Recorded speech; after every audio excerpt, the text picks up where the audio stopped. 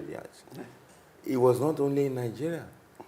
There were some countries in Europe, like in Sweden, Yes. where they would drive from the theater and take the fluid Yes. in an incubator to the lab and come back. So that was the time when this concept was still new worldwide.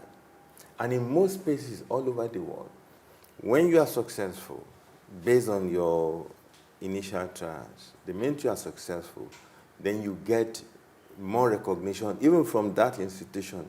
Then they now create a space for you. Like in Luz, when the Minister of Health visited our center and saw what we were doing and recognized the fact that we had made a significant success in this field, they now created a space, a lab for us in the modular theater to continue with our IVF. And the better the condition is, the greater the success at that time. And I must add that the success rate for IVF at that time, globally, was about 10%, which means 1 in 100 got pregnant. We were lucky. By 1984, Yes. in the first couple of months, we had a pregnancy from a lady, and we were very happy and hopeful. Unfortunately, she miscarried later at the end of the first trimester. Yes. That is not unusual also at that time.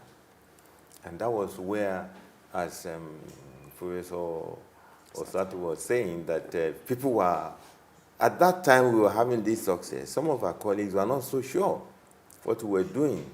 And they discouraged people, and they even went as far as to document a report to the Nigerian Medical Council that what we're doing, saying that we're doing a test tube baby in Nigeria, is like an advertisement, because it is not possible for us to do it in Nigeria, what is being done only in the developed countries.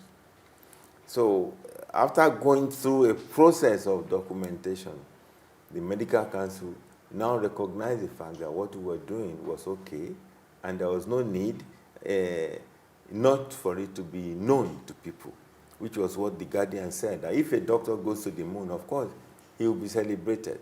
So I think that paved the way for subsequent people who now succeeded to make more press and interview and report, which at that time we became restrained from doing, having witnessed that, I would call it embarrassment. I don't know what you would call it at that time.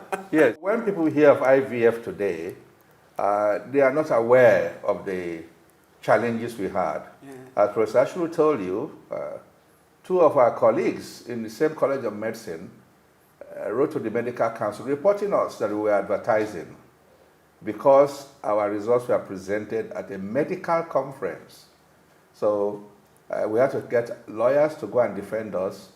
And the Medical Council took the view that if a professional cannot present his results at a professional conference, where is he supposed to do so? And then the charge was dropped against us. So that's one of the major things we had. It was all out of professional jealousy. When Prof was talking, Professor Ashiru was talking, he talked about the fact that the first IVF implantation ended up in a miscarriage. Yes. Correct. So when did you have the first success? And what was your reaction? And what was the reaction of the people who didn't think that you were doing something good?